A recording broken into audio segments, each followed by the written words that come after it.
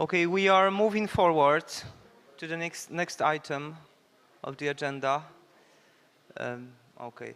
Good afternoon, everyone. This is one of the final parts of today's agenda. I would like to invite you to the plenary session entitled The Future of the European Union. The session will be moderated by Dr. Kuba Gąsiorowski, a historian of legal and political ideas and practicing attorney in law. Kuba, the floor is yours. Good afternoon, everyone. Just take a seat. Oh, sorry. Take a second to take a seat.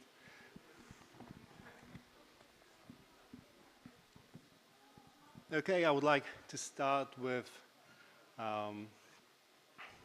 asking our honored panelist to the stage. I would like to welcome Mr. Sylwester Tułajew, member of the Polish Parliament.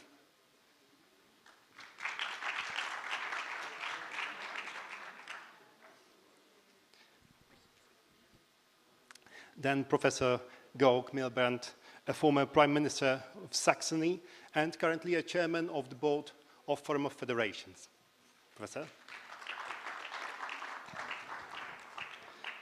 Then Professor Jacek Czaputowicz of the Diplomatic Academy of the Polish Ministry of Foreign Affairs. And Professor Cyril Swoboda of the Diplomatic Academy of the Czech Republic.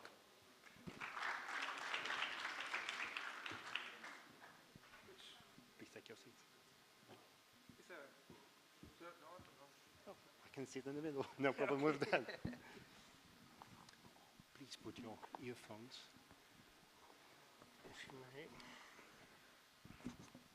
Okay, are we all comfortable?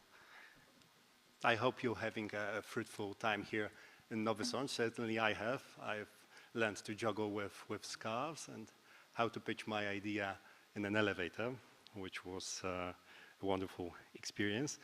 I would like to welcome you to today's plenary session on the future of the European Union until year 2025. This is, of course, a reference to the white paper prepared earlier this year by the European Commission on the reflections and scenarios for EU exactly until 2025.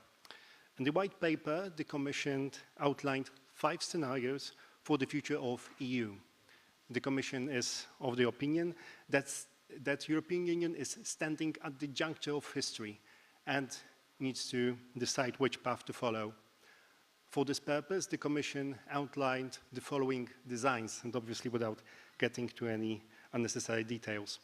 So number 1 was labeled carrying on, which means continuing the existing framework of EU.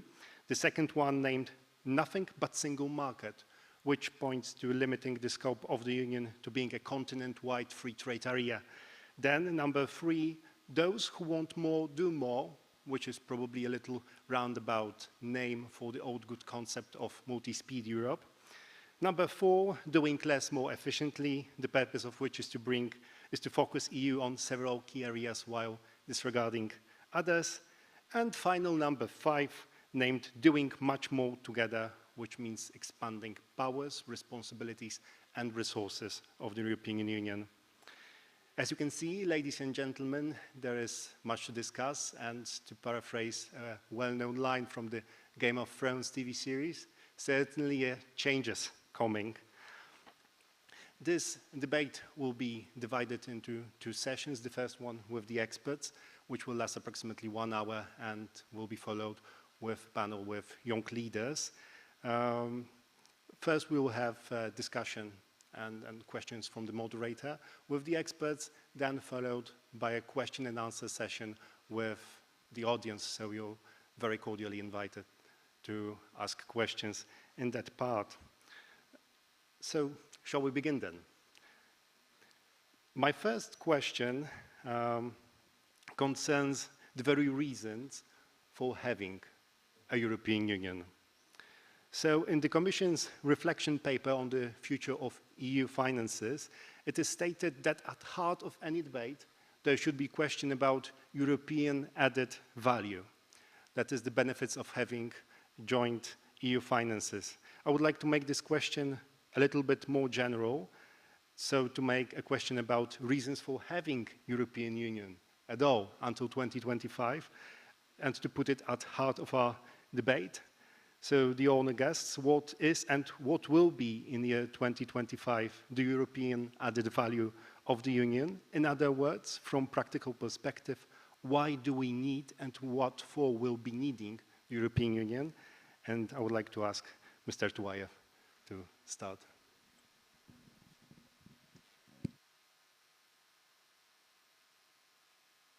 Dziękuję bardzo. Dziękuję bardzo również za zaproszenie wszystkim organizatorom. Dziękuję za przybycie wszystkich uczestnikom. Szanowni Państwo, kwestia przyszłości Unii Europejskiej. Nie ma żadnych wątpliwości, że miejsce Polski jest w Unii Europejskiej. I tak jak słucham niektóre wypowiedzi, szczególnie osób bardzo nieprzychylnych Prawu i Sprawiedliwości, którzy podkreślają i starają się przekonać innych, że Prawo i Sprawiedliwość chce wyprowadzić Polskę z Unii Europejskiej, no to po raz kolejny powtarzam, że to jest nieprawda. Nasza obecność, nasze miejsce jest właśnie w Unii Europejskiej. Ale tutaj jest bardzo ważna rzecz, kwestia tego, jaka ta Unia ma być i jakich zmian potrzebuje. Nie ma żadnych wątpliwości, że Unia Europejska potrzebuje reform, potrzebuje zmian. Dzisiaj widzimy, że problemy, którymi zajmuje się Unia Europejska, no to nie są to problemy, to nie są rzeczywiste problemy Unii Europejskiej. Bo jeżeli Unia Europejska, Komisja Europejska zajmuje się praworządnością w Polsce, no to nie jest temat, którym powinna się zajmować w pierwszej kolejności. Polska jest praworządna, Polska jest demokratyczna, a nie jest to temat... Panie pośle, przepraszam, do tego wątku jeszcze wrócimy. A po co będzie nam ta Unia w 2025 roku? No to jest właśnie to, co powiedziałem, czyli nasze miejsce jako wspólnota narodów, nasze miejsce jest właśnie w Unii Europejskiej, czyli bardzo ogólnie teraz w chwili obecnej Unia potrzebuje reform nad rzeczywistymi problemami, a no właśnie, mogę jeszcze raz to powtórzyć. Nasze miejsce jest w Unii Europejskiej, jestem o tym przekonany. Jestem też przekonany o tym, że właśnie powinniśmy brać czynny udział w naprawie, w tej reformie, w zmianach, które powinny nastąpić w Unii Europejskiej. Thank you very much. Professor Swoboda, would you like to take a stand? Thank you so much, Sekun, for inviting me from Prague. So, the question is very important, but my answer is that I do recommend not to realize any reform, not to realize. Why? Because the atmosphere in Europe is very bad. Could you imagine that we will start the negotiations of the new treaty, so reforming the EU today? In my view, the atmosphere in Europe is today very, very difficult. So because there is a problem of dividing Europe. And I am independent in my country, and I am telling that my country is doing very bad strategy to being critical in every single decision. So against EU because we need to stick together. So because we are limited from the time point of view, I am not going to speak about the migration and terrorism and the asymmetric and hybrid wars, but my answer to your question is we need to stick together and to overcome this period to create better atmosphere, but no reforms, because whenever we start the negotiations about the new Europe, we will be totally divided in Europe. My answer is to stick together. Thank you very much. And then Professor Milbrand, I believe that in Washington, D.C. in 2004, already then, you said that the European people have no clear purpose from the politicians of the Union. So for what for we have the European Union, in your opinion, and for what we should have it in future? Well, that's a crucial...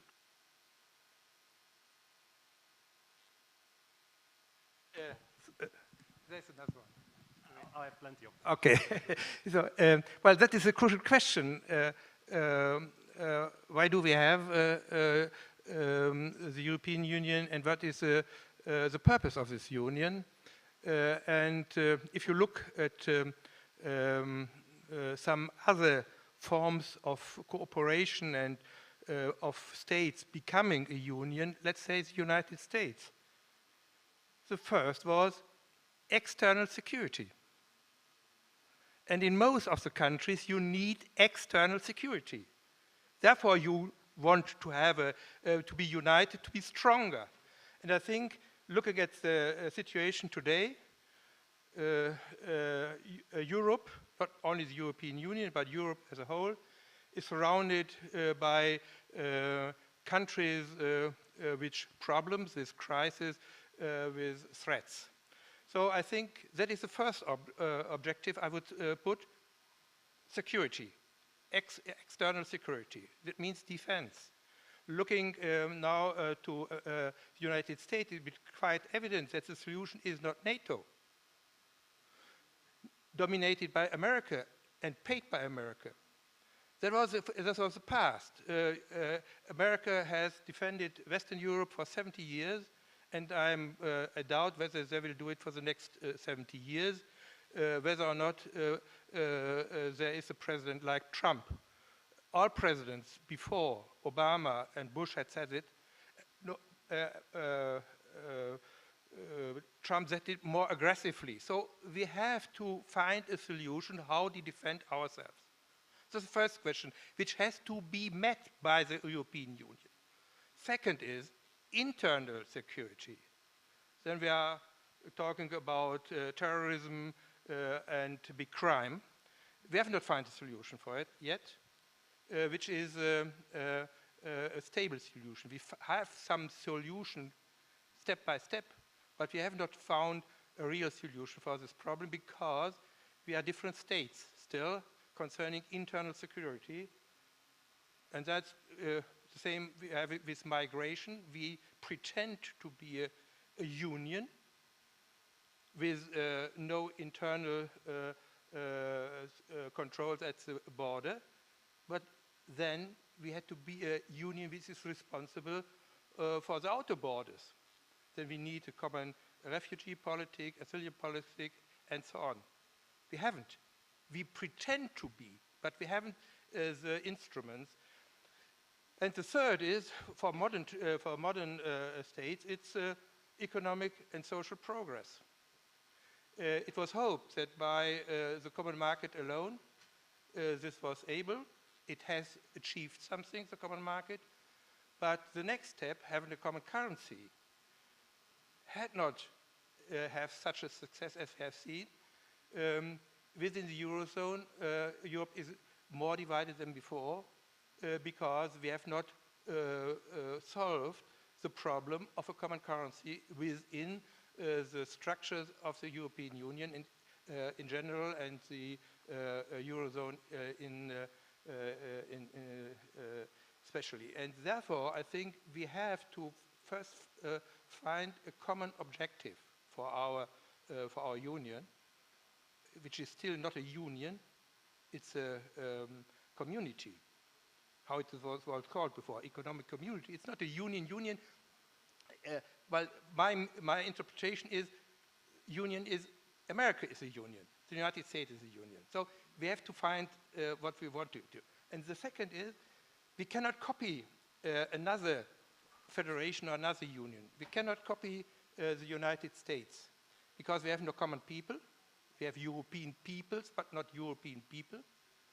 And we are more diverse than the Americans. And there's a motto on the president's seal in the United States. It said, "E pluribus unum," from many one. A new people was formed, leaving the old nationality behind. That was the founding idea of the United States. The motto of the EU is well chosen. It is "In diversitate concordia."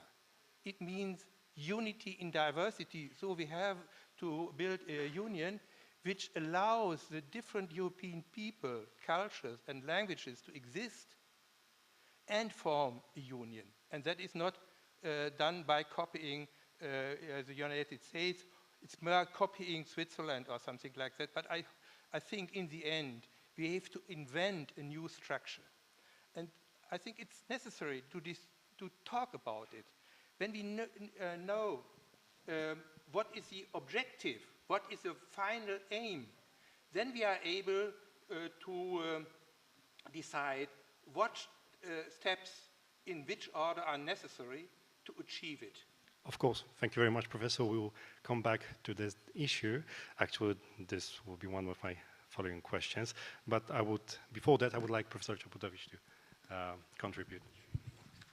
Dziękuję bardzo za to pytanie. Cieszę się też z tego, że mogę wziąć udział w tym panelu. Odpowiadając od razu na główny problem, czym ma być Unia za tych kilkanaście lat, ja bym chciał, żeby to była Unia równych państw, żeby to, co było korzeniem integracji europejskiej, dobrowolność, równość członkostwa, takie same prawa, żeby to zostało przywrócone, bo mam wrażenie, że w ostatnich kilkunastu latach są tutaj równi członkowie i równiejsi. Niektórzy są przywoływani do porządku. Polska jest takim państwem, które jest piętnowane co jakiś czas, według mnie niezasadnie. Trzeba szanować demokrację. Jeżeli rząd jest wybrany w Polsce, czy na Węgrzech, czy w innych państwach i realizuje własną politykę, powinien mieć do tego prawo. Jeśli chodzi o bezpieczeństwo, ja uważam, że bezpieczeństwo zewnętrzne jest dobrze zapewniane razem z Amerykanami w ramach Sojuszu Północnoatlantyckiego, który nabierze jeszcze znaczenia po ewentualnym, prawdopodobnym wyjściu Wielkiej Brytanii z Unii Europejskiej, bowiem Brytyjczycy stanowią drugą armię pod względem siły po Stanach Zjednoczonych w NATO, a pierwszą w Europie. Bezpieczeństwo wewnętrzne trochę inaczej to postrzegamy w Polsce. Wydaje mi się, że należałoby zadać pytanie, skąd ten problem bezpieczeństwa wewnętrznego w państwach zachodnich się wziął? Jakie są jego przyczyny? Kto za to ponosi odpowiedzialność? Kto tworzy te grupy terrorystyczne, o których mówił pan profesor? Ja widzę, że w Unii Europejskiej nie pociąga się do odpowiedzialności polityków za decyzje, które tutaj przynoszą nie najlepsze konsekwencje. Chciałbym, żeby Unia Europejska, myślę, że Polacy, którzy są chyba najbardziej proeuropejskim państwem w Unii Europejskiej, żeby podążała w stronę budowy właśnie wspólnoty wartości, ale także tych wartości, jak my to postrzegamy w Polsce, a nie tak, jak one są narzucone. I jeszcze ostatnia uwaga dotycząca wspólnego rynku. Tak jest, wspólny rynek to jest podstawa. Widzimy dzisiaj bardzo poważne zagrożenia osłabienia wspólnego rynku przez działania protekcjonistyczne niektórych państw na Zachodzie. To jest wielkie zagrożenie. Polska powinna bronić wspólnego rynku, bo to jest, tak powiem, podstawa integracji europejskiej. Walczyć z protekcjonizmem, dążyć do zakończenia budowy wspólnego rynku, w tym rynku usług. Ja myślę, że Polska ma bardzo dużo do zaoferowania Unii Europejskiej. Wydaje mi się, że stoi tutaj, przejęła, można powiedzieć, przywództwo, walkę, obronę Unii Europejskiej, wartości, na jakich Unia Europejska jest zbudowana. Thank you very much. So I believe now it's time to move to other question, which will concern the so-called multi-speed Europe. Europa wielu prędkości czy dwóch prędkości. So a situation in which some parts of the EU integrate faster and in more areas than others. And for some people, this situation should be avoided. However, when you look at the Rome Declaration, which was issued earlier this year by the leaders of all of the EU countries, we read there that, to quote, "We will act together at different paces and intensity where necessary." So my question is not the Europe of several speeds already here? And the sub-question, is it necessarily a bad thing that for both member states that favor and those who oppose more integration, that a multi-speed Europe might exist?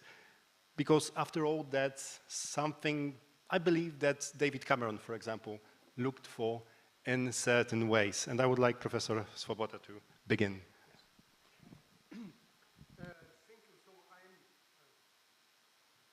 When I'm teaching, so my students, they have to read the David Cameron letter. so to understand how dangerous it is to create 2 or 3 speed Europe. So I am, just one comment to what has been said by Professor Milbrat. So my suggestion is to organize civic and military operation next to the coastline of the countries, so from which people are moving to Europe, and to say we are protecting the external borders.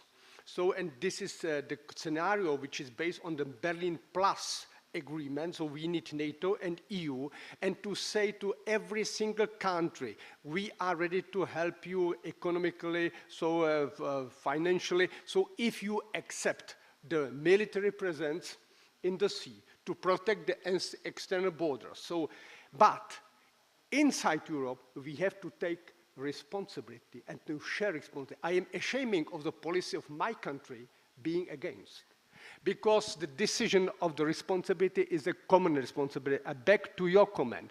So when we read the Schuman Declaration and the memoirs, I read the memoirs of Monnet. So the problem of Europe is that Europe is based on the power sharing system. It is not the family of fully independent and fully sovereign states. So, and we need to overcome the problems in Europe if we are capable of sharing power and sharing responsibility. And Visegrad Group is now going outside, and Visegrad Group is now saying we are not sharing the common responsibility. So, and I am suggesting my party and my government go to the Eurozone immediately and go to the hard core of Europe, where is France, Germany, and some the founding countries, because that's the future for Europe, not Russia or east of Europe. So I do represent minority in my country, saying that I'm ashamed about the policy of my country because we are not ready to take responsibility for the migration in Europe, and it is a common task and common responsibility. Mr. Dwight, please. No, kwestia Europy różnych prędkości. Wielokrotnie temat powraca. Trwają bardzo szerokie dyskusje. Trzeba powiedzieć jasno, no nie może być na to zgody. Nie może być na to zgody na Europę 2 czy kilku prędkości. Musimy być jako jedno, jako wspólnota wielu państw, wspólnie razem działać, wspólnie razem dokonywać reform czy dokonywać zmian, tak żeby Unia Europejska trwała. To musi wybrzmieć bardzo mocno. Te działania ostatnie Francji, ale też w jakiś sposób Niemiec, no tak, trwa tam kampania wyborcza, ale kwestia rozwoju, kwestia funkcjonowania, no tutaj również bardzo krótko trzeba powiedzieć jeszcze raz, nie dla Europy różnych prędkości, wszyscy razem, wspólny rynek i tego trzeba pilnować, bo to jest ważne. Thank you very much. Profesor Czaputowicz, please. Ja tu się zgodzę z jednym z przywódców politycznych Polski, który powiedział, że Europa wielu prędkości to inna nazwa rozpadu Unii Europejskiej. Mamy taką propozycję. Muszę powiedzieć, że jeżeli spojrzymy na politykę Polski, to ona w kwestii działalności gospodarczej jest bliższa Niemcom, bliższa państwom północy, które chcą budować podstawy Unii Europejskiej na zdrowej gospodarce, niż państwom południa, na których czele jest Francja. I teraz, jeżeli ma dojść do utworzenia jądra, gdzie byłyby z jednej strony Niemcy, które są za zdrowymi podstawami Unii Europejskiej, tej gospodarczej, a z drugiej właśnie państwa południa, które liczą na transfer, to muszę powiedzieć, że jest to dla mnie bardzo duży znak zapytania, jak taka Europa mniejsza ma funkcjonować. Czy naprawdę Niemcy są w stanie płacić za niewydolną gospodarkę Włoch, Grecji, Hiszpanii, nawet Francji, chociaż tam reformy mają być prowadzone. Czyli jeżeli miałaby być mniejsza Unia Europejska oparta o zdrowych podstawach, to Polska byłaby w niej. Zgodzę się z panem profesorem, który powiedział, że system euro musi zostać naprawiony. I to jest podstawa polska. Nie tyle, jak ja czytam politykę rządu, nie chce przystąpić do euro, tylko do tej nienaprawionej konstrukcji, która źle funkcjonuje. I do pana ministra Swobody moja uwaga dotycząca też euro. No tak, Słowacja jest w euro, Szwecja nie jest w euro. Czy naprawdę musimy podążać za drogą Słowacji, a nie drogą Szwecji? To nie jest tak jednoznaczne, że członkostwo w euro uzdrowi sytuację. You're very welcome to comment if you'd like to. Of course, we are to follow the Slovaks, of course. Because politically we need to join the hard core of Europe. So that's the answer. So the Czech economy is totally linked with the German one. Nearly every single company in Euro is now using Euro. Unofficially say is using Euro. The answer is politically. So my suggestion, and of course the suggestion of my political party, is to join Eurozone as soon as possible. If it is next day, next day. Thank you very much. And finally, Professor Milbred. We need unity in Europe, but unity does not mean that one or two nations can block the progress. So we are not in the Polish Sejm of the Polish-Lithuanian Commonwealth with a liberum veto. That has not functioned in your country, and I think it will not function in Europe. So we need, in the end, some majority decisions. If several countries will not accept this, okay, then there will be a core. The only problem is who is member of the core. At the moment, I think the core idea is not very attractive, because the core should be the Eurozone, but the Eurozone has not the attitudes of a core, because we have two speeds in the Eurozone as well. Germany and the northern countries, so far as they are a member of the Eurozone, Dutch, Netherlands and Austria on the one hand side, and Southern Europe on the other side, and nobody knows exactly to which group France belongs. At the moment, France is too weak to join this really hardcore, but I hope that in the end the French government under the new president will succeed and reform the country, and it's possible. So long as France is so weak as it is today, I doubt whether there will be a core Europe, because then Germany is alone and nobody wanted to be a core with Germany as a dominating power. Therefore, I think the question has to be solved first in Paris. If it is solved, then the other European countries have to think about it, either to be in or to be out. Nobody can hinder the core to be a core. And if the Eurozone is functioning, which is today it's not functioning, but when it is functioning, it becomes so attractive to the other that staying out of it would be a big mistake. And that, I think, is the question every country has to solve, to answer for itself. Not today, because the situation is not that it's not necessary to do it today. Maybe in Prague we will do it, but when there is some more stability in the core in the Eurozone, then there is a question to be answered by every country, and it's free for you, the Polish government, to say yes or to yes no. But then, if you say no, then there will be a Europe of two speeds, and a closer club and satellites around the closer club. Okay, thank you very much, Professor. Mr. Chaputowicz, you wanted to comment? No, it's okay. So my argument why join EU tomorrow is because of the double majority. 19 countries are Eurozone. They do represent the double majority. So, and if there's a unanimity, if the Eurozone decides something, the rest of Europe is just to respect. And my suggestion is to sit at the same table with those who are in the process of the decision making. So that's the argument for me.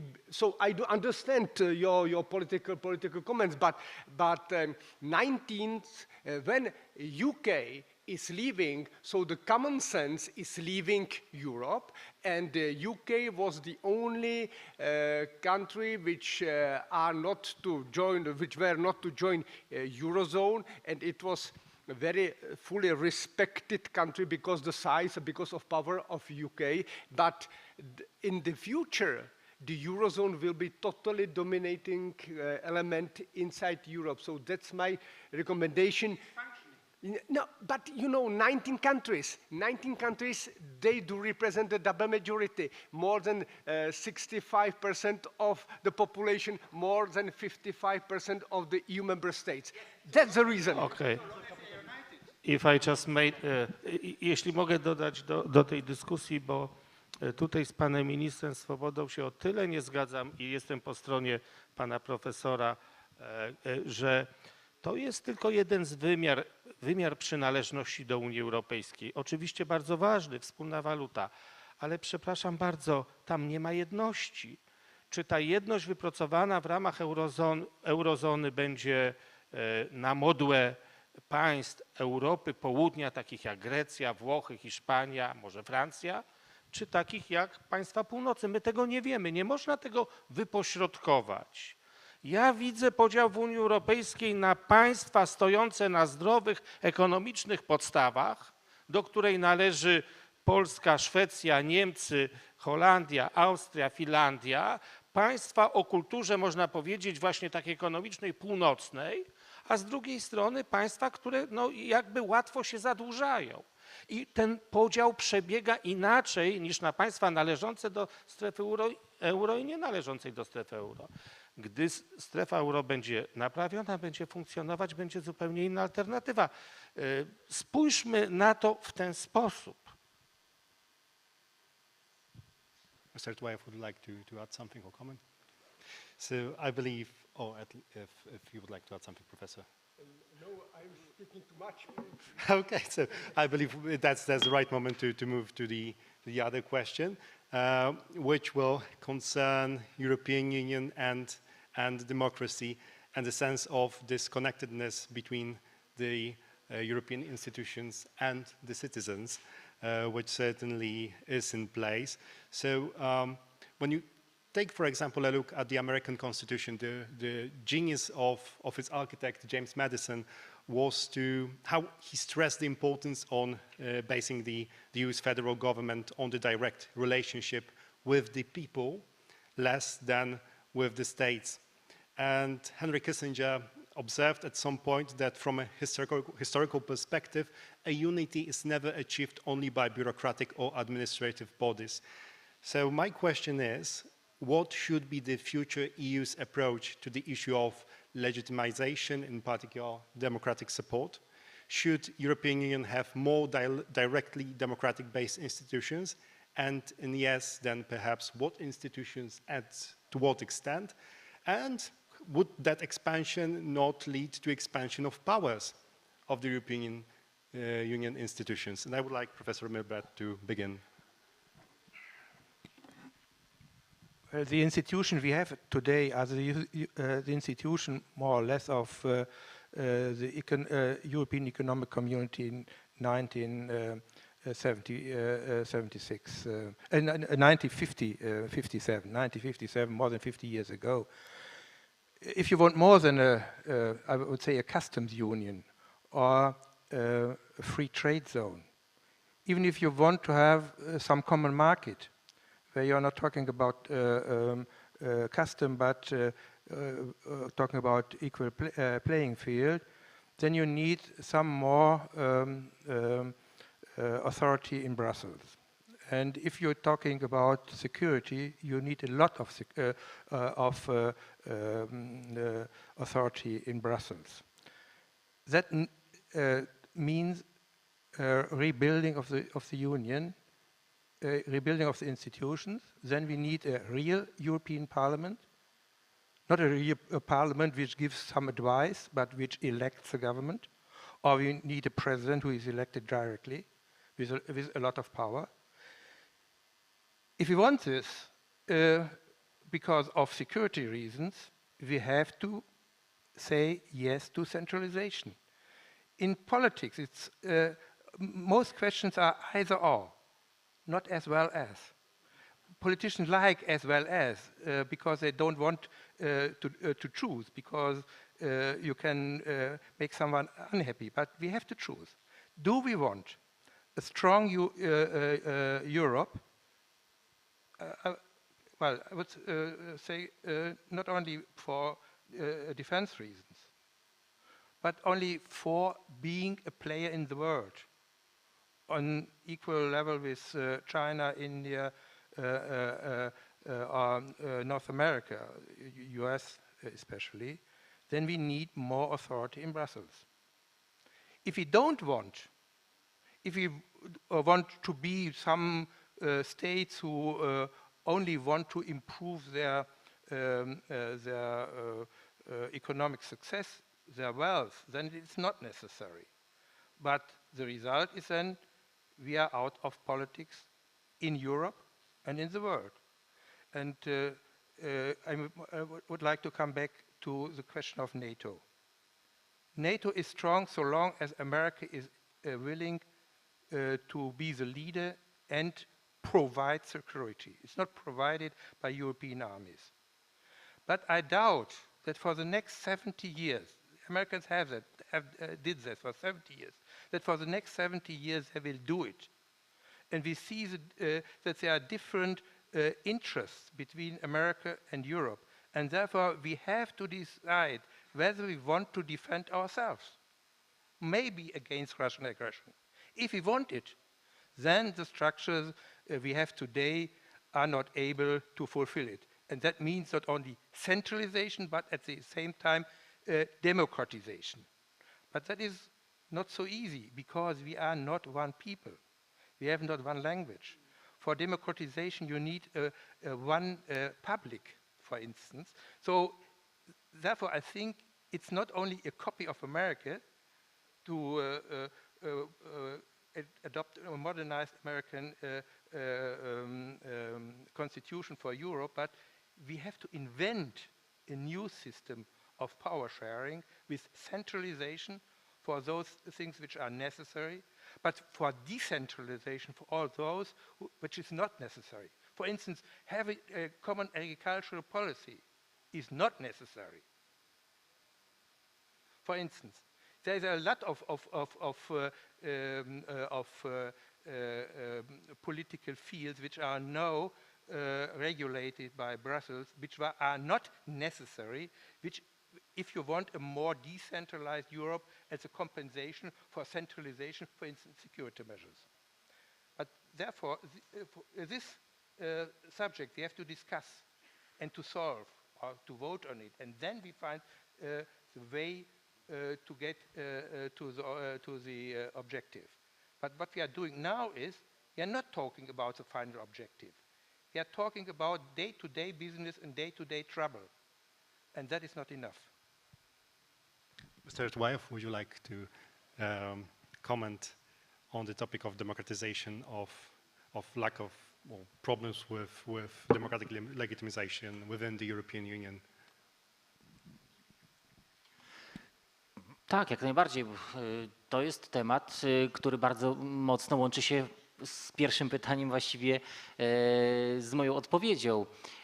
No, kiedy mówimy o instytucjach Unii Europejskiej, kiedy mówimy szczególnie o Komisji Europejskiej, no, patrzymy na to, w jaki sposób dane problemy są rozwiązywane, jakimi sprawami zajmuje się Komisja Europejska, czy zajmuje się kwestią uchodźców, czy kwestią praworządności. No, to jest też cała dyskusja o przyszłości, o reformach, czyli kwestia jak głęboko sama Komisja Europejska powinna wnikać w suwerenność poszczególnych państw, bo to też powinno zabrzmieć w dniu dzisiejszym bardzo mocno. Kwestia suwerenności poszczególnych państw, które tworzą Unię Europejską. Tak to rozumiem, tak to pojmuję jako no właśnie o tej suwerenności. Zbyt mało dzisiaj też na ten temat zostało powiedziane. Kwestia, jak wielkie te instytucje będą miały uprawnienia, jakie mają, a jakie powinny mieć, jak bardzo powinny wnikać w politykę poszczególnych krajów, no to jest właśnie ta dyskusja, która powinna się odbyć. To jest dyskusja, która powinna zmusić również wszystkich przedstawicieli, wysokich przedstawicieli Unii Europejskiej do podjęcia reform, bo one są bardzo ważne. Dziękujemy uprzejmie. You know, the problem is what type of democratization do we need? So, you know, we elect the European parliamentarians. In my country, no one knows who is in the European Parliament elected in the Czech Republic. So, and this is the principle of democratization. I fully agree with what has been said by Professor Milbrat. The question is the question of effectivity of the decision making. If we want to have a Europe more effective, we need less democracy. If we want to weaken Europe, please welcome more democracy. So invite all the European Parliament in the process, and we will be in the very difficult situation because we are facing new type of threats, very serious threats. So now I am writing the new book on terrorism and asymmetric conflicts, and in my view, the future is very, very difficult, maybe very dangerous. We need to stick together, and if we are more democratic, we will be less effective. So my answer is not to change the system today, maybe in the future, but not today. Well, that was certainly unorthodox. Sorry, thank you for that. Technical issues. Professor Czaputowicz, and I would like to throw a boulder for you, one more, let's say. W oświadczeniu Grupy Państw Wyszehradzkich można przeczytać, że ta większa ilość demokracji w Unii Europejskiej powinna między innymi polegać na większym włączeniu parlamentów narodowych. Jak Pana zdaniem taki mechanizm mógłby działać jako narzędzie właśnie demokratyzowania procesu decyzyjnego w UE? Dziękuję za to pytanie. Jeśli go mogę umiejscowić w pewnym kontekście też takim teoretycznym i troszkę historycznym. Naturalnie. Proszę Państwa, pamiętają Państwo, Polska przystępowała do Unii Europejskiej, dominowało takie, można powiedzieć, liberalne podejście, że przekazanie władzy instytucjom ponadnarodowym jest właściwe, bowiem te instytucje będą w długim dystansie bronić słabszych państw. I to była idea, która przyświecała członkostwo Polski, państw Grupy Wyszehradzkiej, przystąpienia do Unii Europejskiej. Ale jednocześnie realiści z dziedziny stosunków międzynarodowych mówią, że świat inaczej funkcjonuje, że instytucje ponadnarodowe nie tyle bronią słabych państw, ile są instrumentem realizacji interesów potężnych państw. To jest wielki spór w teoriach stosunków międzynarodowych o tym, jak świat funkcjonuje. Dzisiaj możemy powiedzieć, że realiści mieli rację. Problem polega na tym, że instytucje takie jak Komisja nie odgrywają roli samodzielnej, tylko rzeczywiście są instrumentem dyscyplinowania słabszych, będących w rękach tych państw najsilniejszych. Czyli mamy pewien stan faktyczny. Nie wiem, czy się Państwo z nim zgadzają. I to jest pewien problem. Teraz, jeżeli Dlaczego tak się stało? Mi się wydaje dlatego, że duże państwa, i one są odpowiedzialne za to, że nie ma w Unii Europejskiej federacji, one po prostu chcą takiej Unii Europejskiej. Ona służy realizacji ich interesów. One się bogacą, mogą eksploatować peryferyjne obszary, w tym Polskę, transferować zyski. Ich społeczeństwa żyją lepiej po prostu. I realiści mówią, że ten świat zawsze tak będzie funkcjonował. Teraz mówimy o transferze suwerenności. Ja chcę Państwu zaproponować spojrzenie trochę inne. Nie to, że państwo tracą suwerenność w Unii Europejskiej. Jestem zdania, że część państw traci, Grecja, państwa południe mają mniej do powiedzenia, ale część zyskuje. Ja nie widzę ani ułamka utraty suwerenności po stronie Niemiec w ostatnich latach, a wręcz odwrotnie, umocnienie władzy, czyli suwerenności. Pamiętają Państwo, kilka lat temu był taki artykuł o problem zadłużenia Grecji zostanie szybko rozwiązany, bowiem Bundestag przyjął jakąś uchwałę. O, tam jest decyzja, tam jest legitymacja i ta decyzja jest legitymizowana. I teraz, jeżeli mamy taki stan, że instytucje nie mają legitymacji, bowiem one nie reprezentują społeczeństwa, tylko interesy potężnych państw, to Grupa Wyszehradzka w sposób zasadny chce zwiększyć tę legitymację. Mówi, że trzeba dać większą władzę, uznać kompetencje parlamentów narodowych, bowiem one rzeczywiście reprezentują te społeczeństwa. One wybierają rząd, ten rząd jest reprezentowany przez premiera w Radzie Unii Europejskiej i w ten sposób te instytucje międzyrządowe zostają jakby reprezentantem tej legitymacji, bowiem Parlament Europejski przez to choćby, że nie wybiera rządu europejskiego, tak jak jest w Stanach Zjednoczonych czy w Niemczech, w państwach federalnych, tylko po prostu bierze udział w procesie stanowienia prawa, ale tak naprawdę to prawo jest stanowione przez instytucje, przez ciała wykonawcze w większym stopniu w Radzie Unii Europejskiej i właśnie tutaj jest ten problem z tym rozwiązaniem. Stąd działanie słabszych państw Grupy Wyszehradzkiej na rzecz umocnienia poprzez właśnie umocnienie parlamentów narodowych, bowiem ten projekt europejski został zaprzepaszczony, ale bynajmniej nie przez te państwa. Thank you very much. I see that Professor Mimbrat has been taking notes. Would you like to comment? Well, if you want to strengthen the power of national parliaments, then national parliaments have to decide on more subjects. So you have to decentralize functions.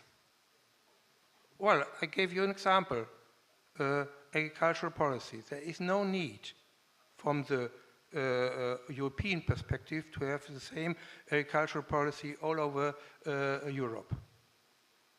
This is a subject that could be decentralized and can then be decided by national parliaments. If you are for instance, talking about other things, especially security, or trying to secure the outer border, then it's not possible in the system we have today. Look to America. There is Homeland Security, which is securing the outer border, not the state polices. If America had the same system as we have, that every American state who is at the outside border is responsible for his part of the national border, then the Americans would have the same problems as we have.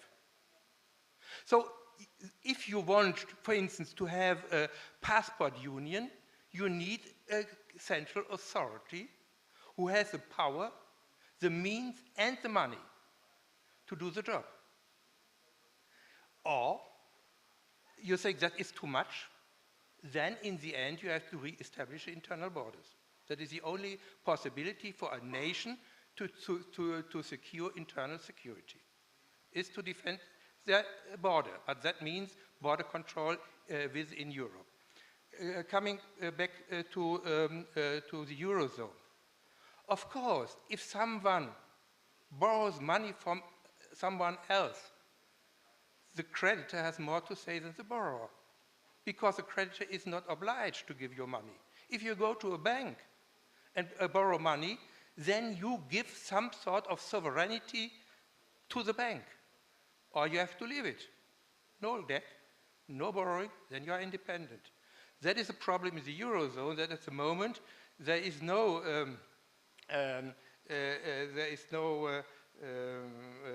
balances between autonomy and solidarity within the zone, and therefore we have the problems. And the problems are there because rules, it solves the problem in the founding treaties were not obeyed or couldn't be enforced. So then we come to the next problem. If you have a Europe based on rules, then you have the central authority who is able to enforce the rules. Otherwise, you have not a supranational organization, which is the EU, then you have an international organization, like the UN, where everybody is sovereign, but the UN has no real power.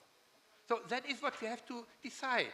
We can choose, but we cannot say as well as much sovereignty on the local level, no power to the center, and on the other hand, the center should solve central problems.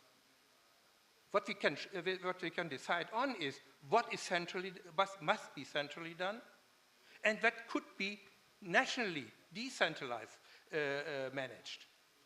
That is an interesting discussion, but we do not discuss this at the moment. If you look to different federations, it's always a division of power between the national and the subnational level. So it's the same with the European and the state level. But at the moment, what we do is, if you have a problem and we say, that must be solved by Europe.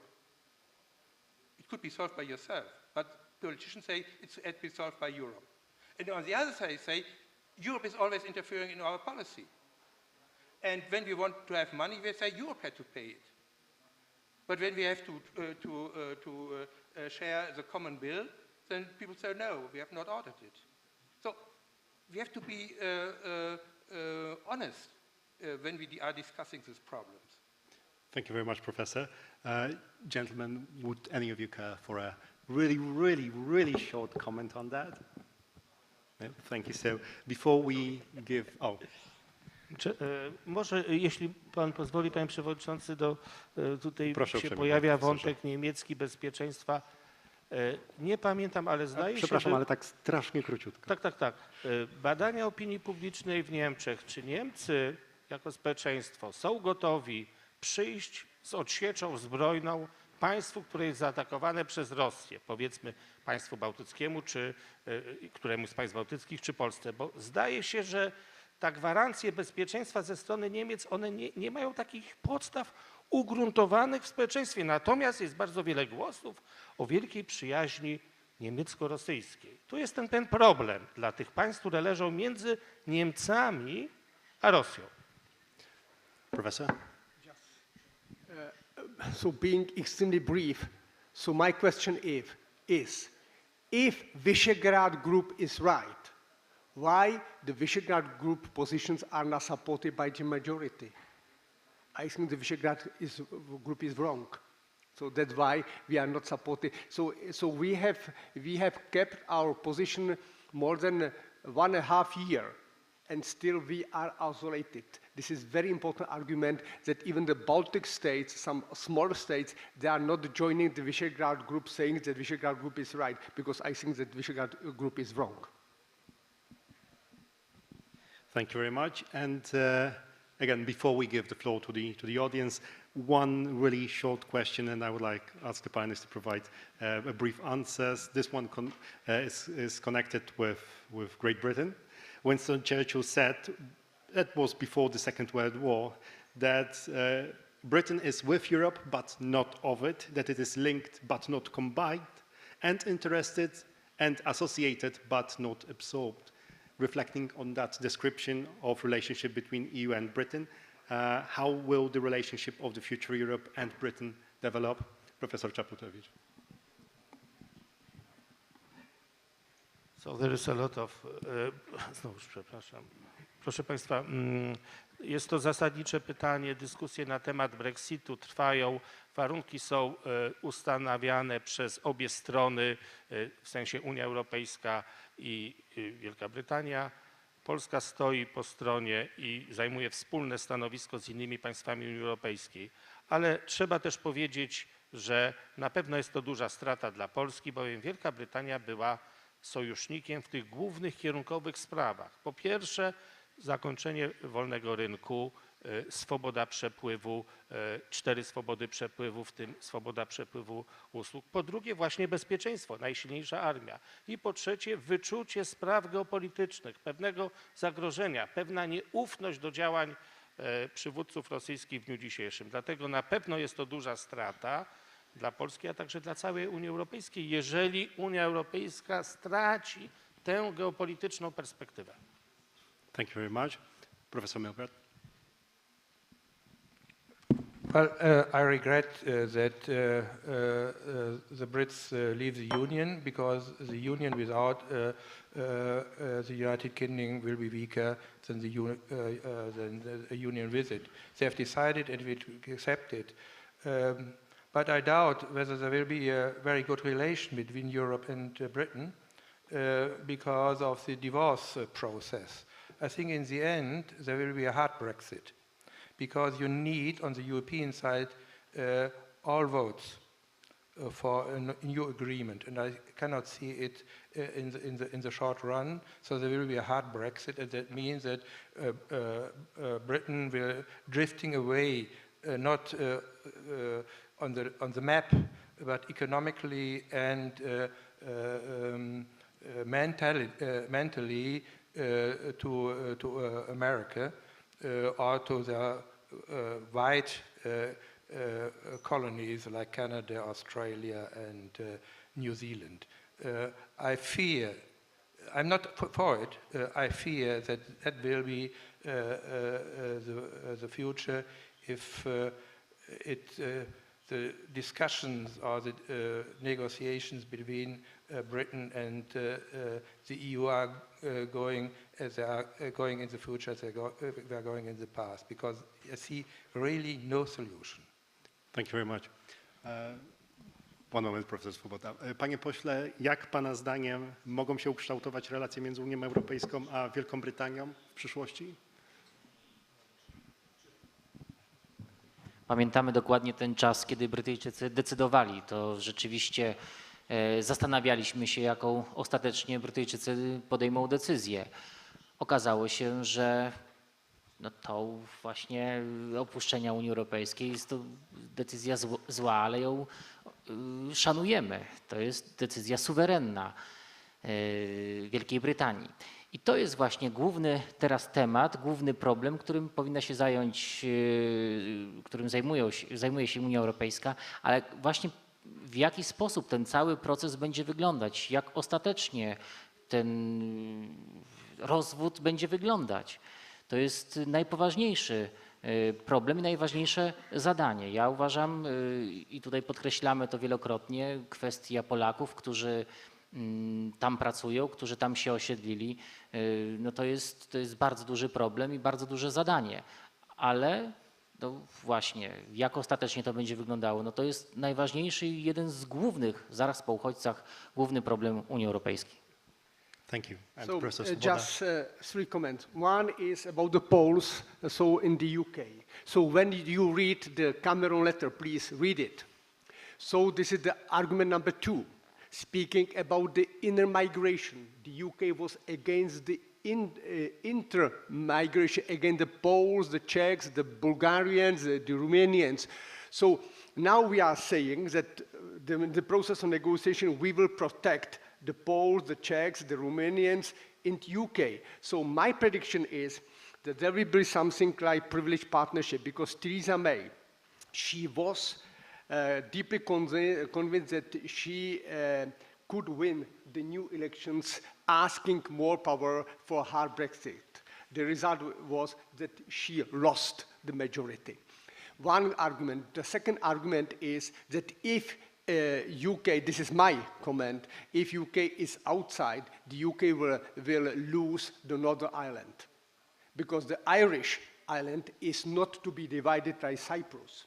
So I think that there will be the chance for some compromise, and my recommendation is to read some text written by Mendelsohn, the former commissioner. He is speaking about a possible long new partnership between UK and EU. So that's the vision.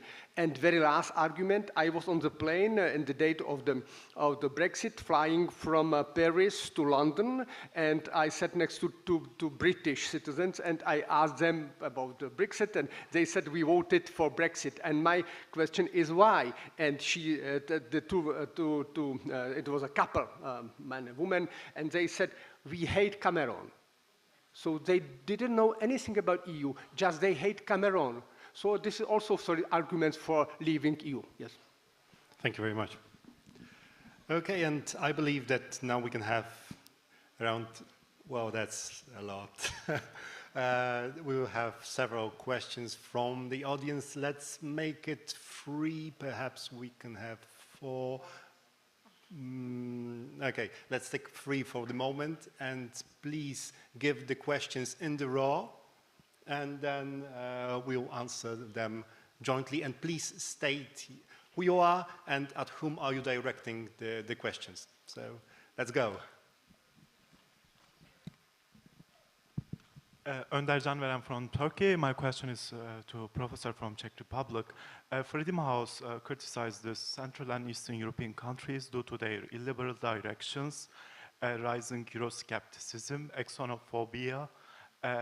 What went wrong with the second generation political elites in post-communist Central and Eastern European countries? Thank you.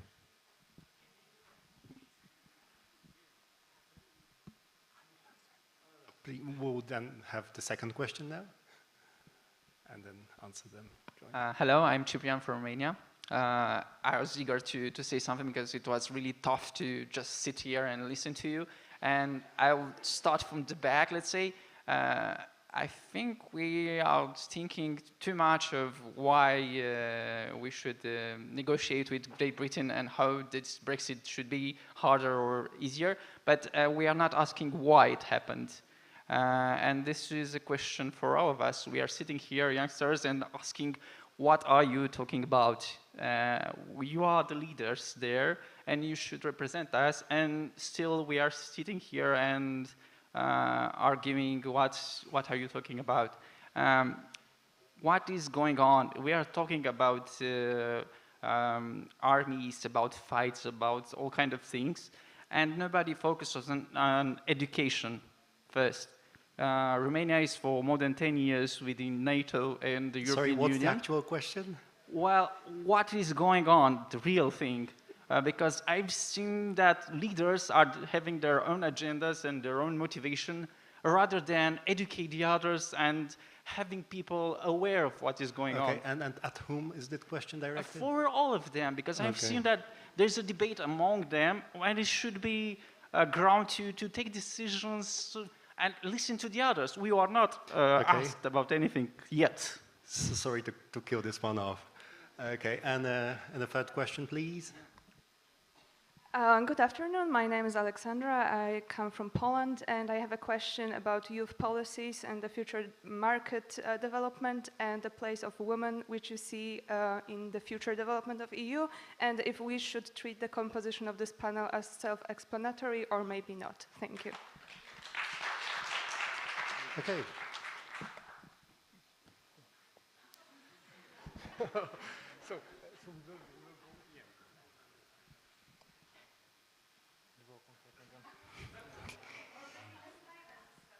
No, co do składu panelistów, ja bardzo dziękuję za zaproszenie, ale nie czuję się adresatem tego pytania. Ale bardzo zasadne i bardzo dobre i potrzebne pytanie co do tego, dlaczego akurat w taki sposób Brytyjczycy podjęli taką decyzję, dlaczego tak zdecydowali, dlaczego zdecydowali się na opuszczenie Unii Europejskiej.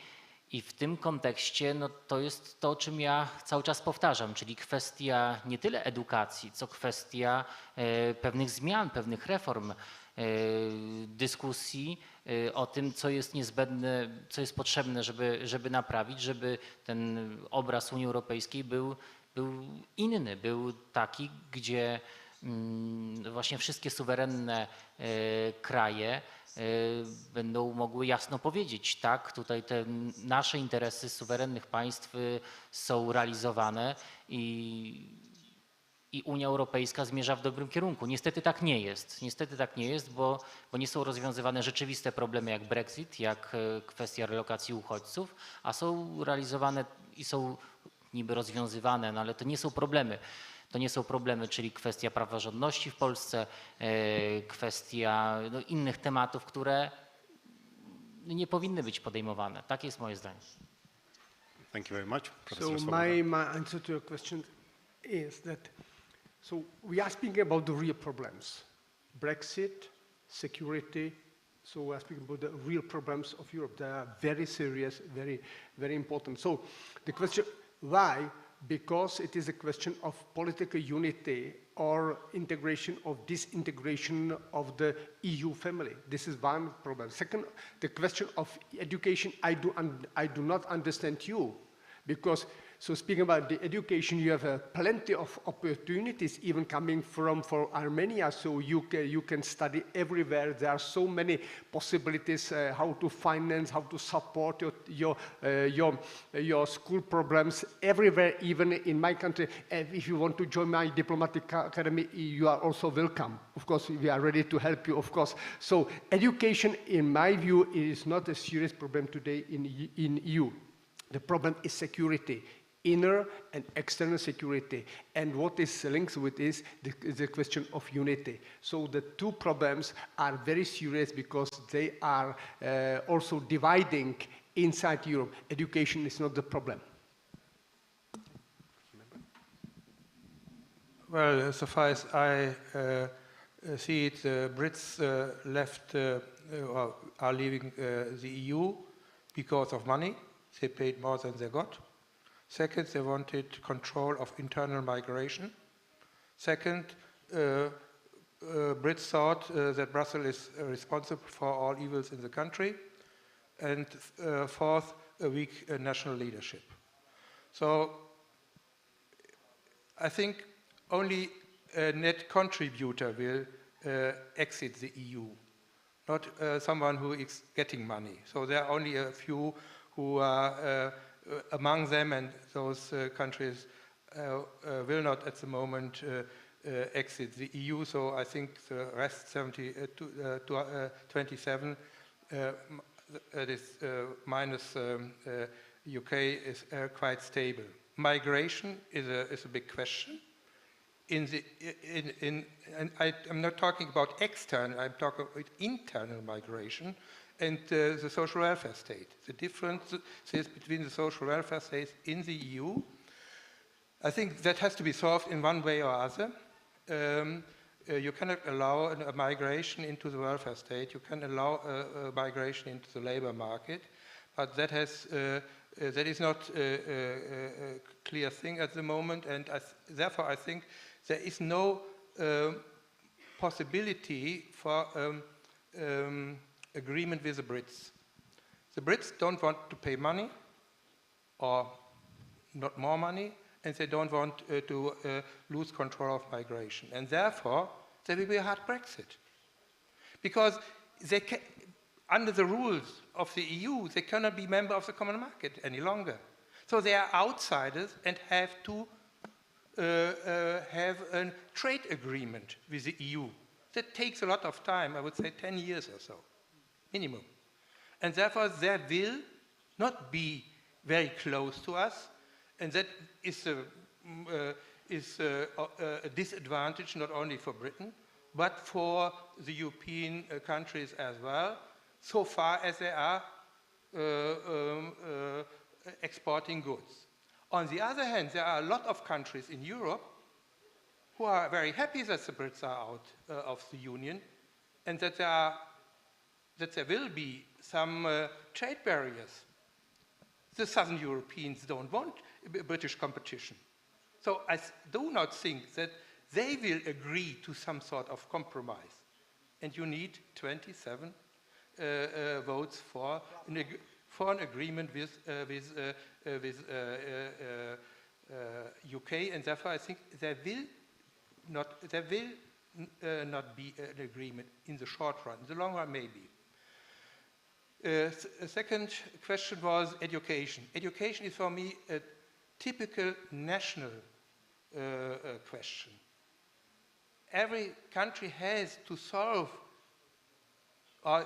the educational problems in their country. There is no possibility to do it by Europe, to have a European educational minister or something like that. You can have some agreements that students can go from one country to the other, that degrees are accepted. But you cannot have a common educational policy in Europe. I think that would be against the subsidiarity principle which you have in the EU. So I think that are the main questions which were asked. Thank you very much, Professor. Panie profesorze? Ja bym odpowiedział na to pytanie trochę inaczej. Według mnie do Brexitu dochodzi bowiem Unia Europejska była w kryzysie, źle funkcjonuje, Brytyjczycy byli marginalizowani, coraz mniej mieli do powiedzenia, ich polityczne pomysły dotyczące reformy Unii Europejskiej nie spotkały się z akceptacją i w związku z tym to była główna przyczyna w ogóle poddania sprawy wyjścia pod głosowanie najpierw, a później takiego głosowania. Oczywiście bezpośredni wpływ imigracji, w tym z państw Grupy Wyszehradzkiej, ma pewne znaczenie, jak najbardziej. Ale przecież politycy brytyjscy zdają sobie sprawę, że wkład pracowników z Polski, z Czech, ze Słowacji, z innych państw Europy Środkowej, z Rumunii do rozwoju i do budżetu Wielkiej Brytanii był znacznie większy w formie podatków, w formie płacy do rozwoju. I oni sobie z tego zdawali sprawę, czyli to była taka namacalna rzecz, ale to nie była taka głęboka przyczyna. Głęboka przyczyna to rzeczywiście wypychanie Brytyjczyków, marginalizacja. Jest to drugie, trzecie największe państwo, największa armia, jednak coraz mniej oni mieli do powiedzenia. To jest ten główny problem. Jeśli chodzi o właśnie płacenie do Unii Europejskiej, to też jest ważny argument na pewno. Tylko że ja bym patrzył na ten rachunek trochę inaczej. Z jednej strony większa składka ze strony Wielkiej Brytanii, a także z Niemiec, ale z drugiej strony te zyski realizowane w Polsce między innymi przez firmy zachodnie. Przecież wiadomo, że 80% z każdego euro wpływa do budżetów tych państw. Zobaczmy, co członkostwo Polski w Unii Europejskiej dało państwom zachodnich.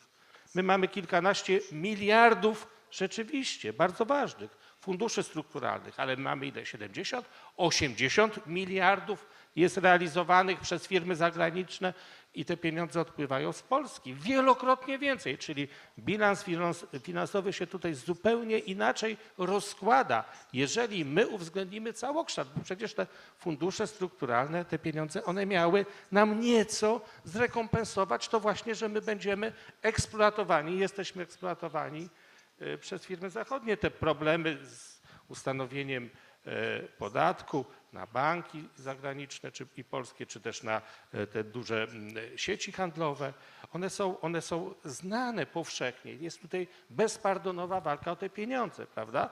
Czyli innymi słowy, całe fundusze strukturalne, które uzyskuje Polska rocznie, to jest mniej więcej tyle, ile są realizowane zyski banków zagranicznych w tym samym roku. Więc te kalkulacje finansowe, one się bardzo często pojawiają, te argumenty w Europie Zachodniej. No jak to? Wy przyjmujecie pieniądze i wy nie przyjmujecie uchodźców? Jeszcze jedna rzecz, informacja z wczorajszej narady ambasadorów w Warszawie, minister Waszczykowski przekazał. Polska jest krajem imigracji. Polska w tym roku tylko wydała 750 wiz dla Ukraińców. W większości wypadków tak, żeby oni mogli pracować. Tego się nie dostrzega, a słyszymy, że Polska nie chce przyjmować imigrantów. Jakaś, prawda, ta narracja, ten dyskurs nie ma odzwierciedlenia w rzeczywistości. To jest wielki problem w Unii Europejskiej dzisiaj. Thank you very much. I'll have to leave this one in the open. I would like to thank you very much, all of our wonderful panelists, for this fruitful discussion. Yes, an applause is in place.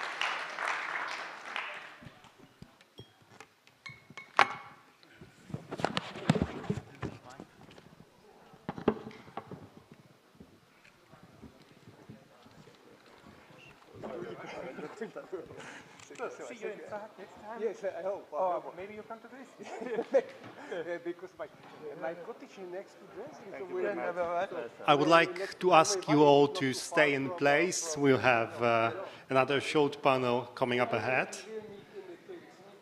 A panel of young leaders, as someone pointed out, a little more gender balanced. I would like to ask Mr. Mariusz Bednarz, a young leader from Poland, to the stage. An applause would be in place. Perfect. Then Mr. Michal Pati from Slovakia, another young leader.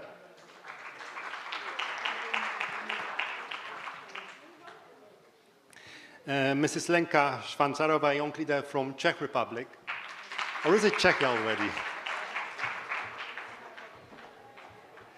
And Ms. Nicolette Garay, a young leader from Hungary.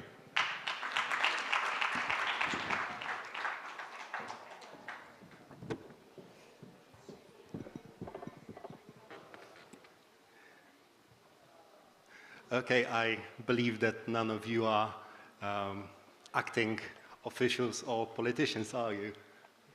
I get this one for this question. I really do. Because this will be slightly a provocative question. We are all relatively young people, and the question is, will we have a European Union at all in 2025? Or will it spectacularly collapse? Or will it rather become an empty shell, like, for example, League of Nations before Second World War, after Second World War? And just please give us your honest opinions, your honest insights on that. Mr. Bednarz, please begin. Thank you very much. First of all, I just would like to thank everyone for this possibility to be here and to participate in this debate. Well, in my opinion, the process of becoming, the process that a European Union will become an empty shell is already started, because as we can see, we have, plenty of us have many examples that European Union is starting to be less flexible than it was a few years ago. In my opinion, the problem is legislation, law stuff. For example, the all institutions, European institutions, are very hard to, I don't know how to say it, maybe they are not exactly as they should work. They are very not user-friendly, I can say. And it is visible in discussions in the European Commission. They are trying to solve the problems, but it ends up with discussions. So I think that's the problem. And I think my advice is less bureaucracy, more flexibility, and the elites should be more open to opinion of younger people. Thank you. Thank you.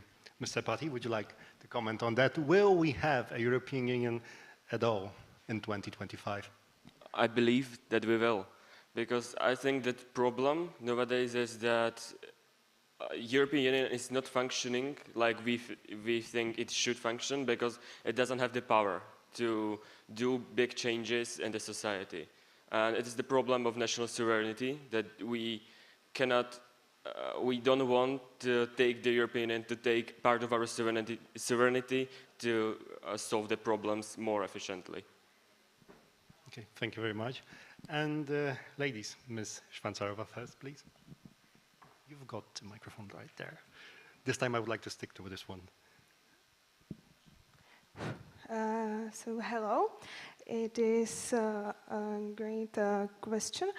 And I think the European Union will be here. And I'm very curious in which form will be here.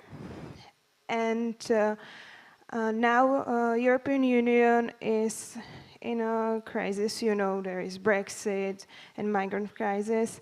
And I think that we need European Union because of economy, traveling, and work.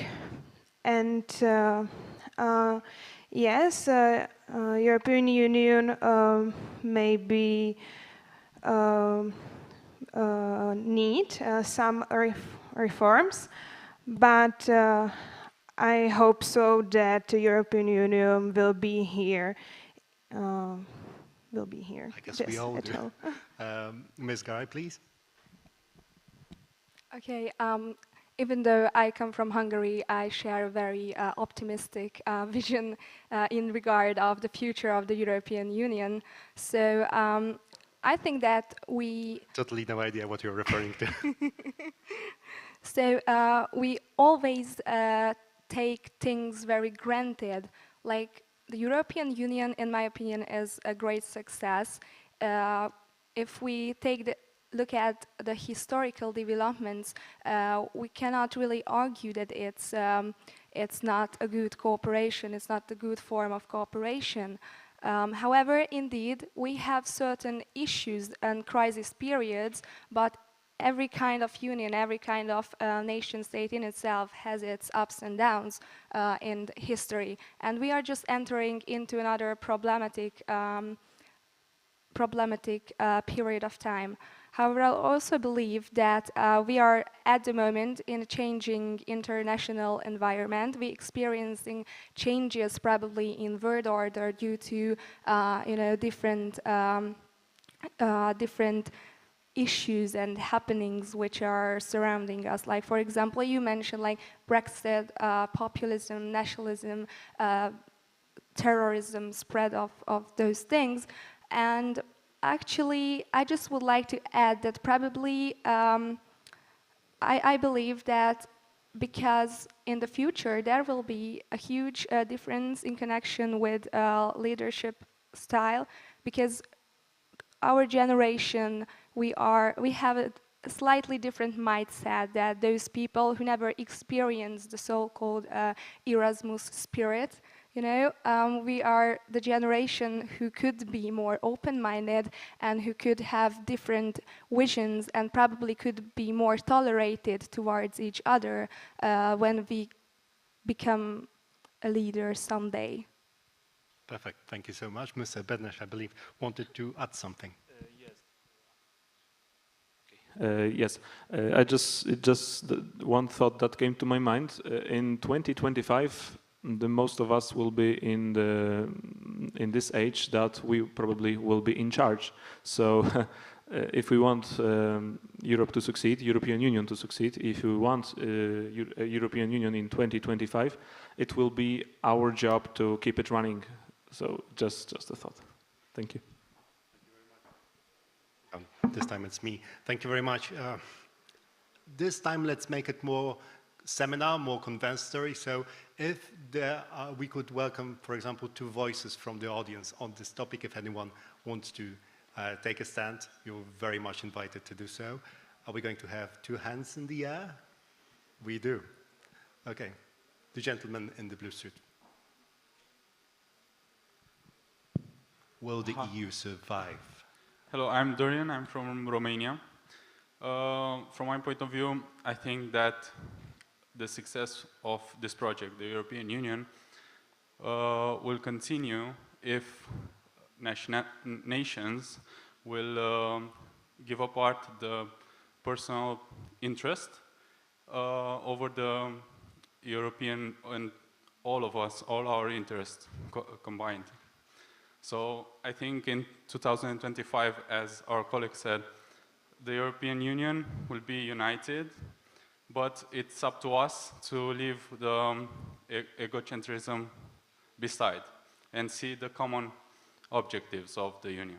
Thank you. Perfect. The other gentleman?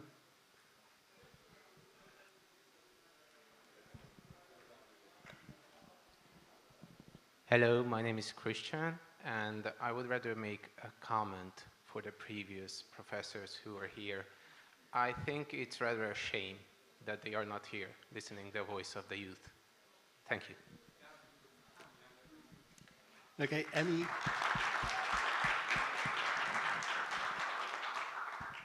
There is it a comment or a question? Okay, so I will allow it this time. Okay. Can you get the microphone, please?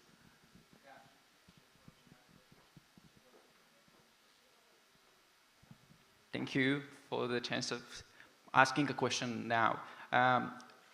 We have nice leaders here representing countries that have kind of issues. I'm wondering, how can you picture this European Union in 10 years now and imagine us as the new leaders, as long as now we are arguing, debating with our own representatives back home?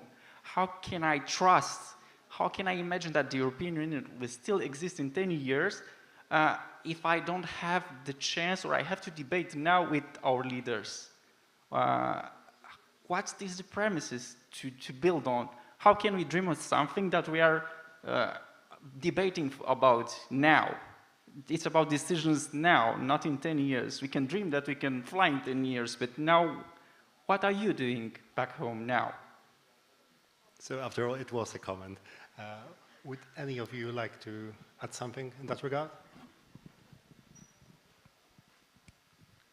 Okay, this is actually a very good question coming from the last gentleman.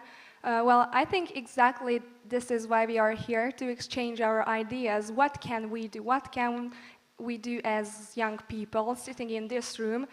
At least we are sitting here. This means that we want to do something and we don't watch the TV back home or something like that. Well, I think that you have to take any initiative what it's in your power to do. It does not matter what it is. If you feel that the European Union or the future of the European Union is important for you, you have to take part in as many actions as you can. Like, for example, I'm a volunteer in a non-governmental organization. I help people to get a proper education on EU stuff, on EU rights, EU regulations, what opinions do people have in the European Union, because as one of the professors was mentioning here, that the education systems are very different. Each of them has their own problems, and I think as young people we can probably encourage our fellow young peoples, because then we will be more authentic than, I don't know, like a 60 years old professor who tells you something in the lecture room. But if you are talking to your surroundings, to your friends, to just people who you know from another lecture or something like that, I think that our duty is, as young people who take care about the future of the EU, and as EU citizens, because we are also EU citizens, not just citizens of our own nation state, we have to be courageous to actually do something. And we have to step out of our comfort zone to come here at such events, talk to each other, don't talk to just only to your friends from the same country, because probably you have someone from a very different country who can have other ideas, but you never would know if you just talk to someone in your own language in the same time.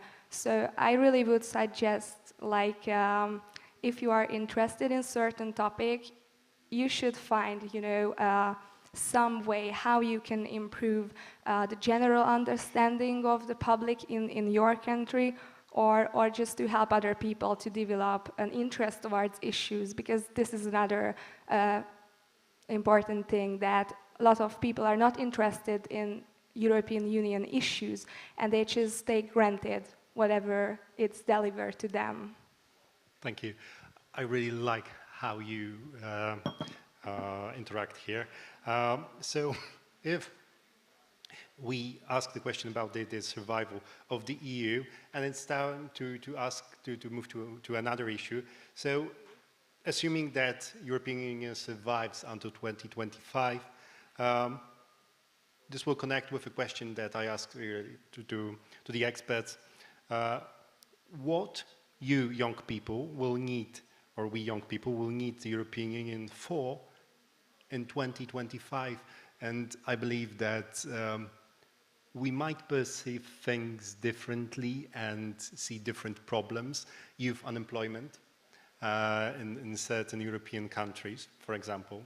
Professors mentioned several important topics like security, like foreign affairs. What's your approach to that? And I would like Ms. Lenka Szwancarova to begin.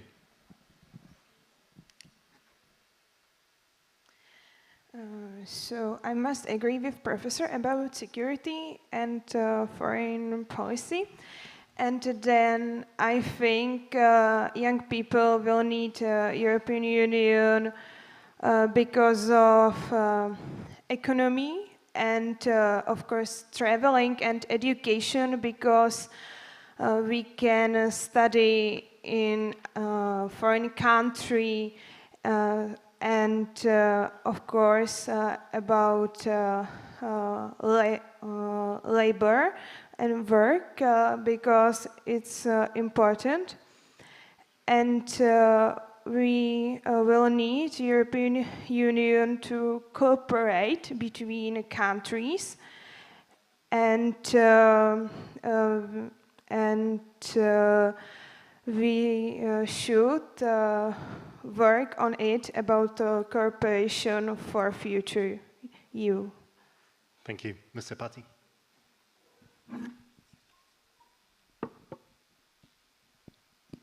What will be, in your opinion, the European added, what should be the European added value for what we should have European Union? I think I would like to react on the previous comment, and I think that for the future, for young people is the most important freedom. Freedom of movement of labor, services, goods, and capital. Because I think that we were born in a free world, and we really enjoy traveling around the world, experiencing new opportunities. And I think that is really important for young people nowadays to be able to travel, to work abroad, to try new things, to meet new people. And I think that this is the biggest benefit for young people now that European Union provides them. And European added value, I think that European Union should concern about things that are really important to the future. So education, to support young people, to have more opportunities to travel, to experience new things. So I think that European Union should really concern about these topics, as well as security, but I do not feel like I have something to say about this because experts already told a lot. Okay. Mr. Bednar?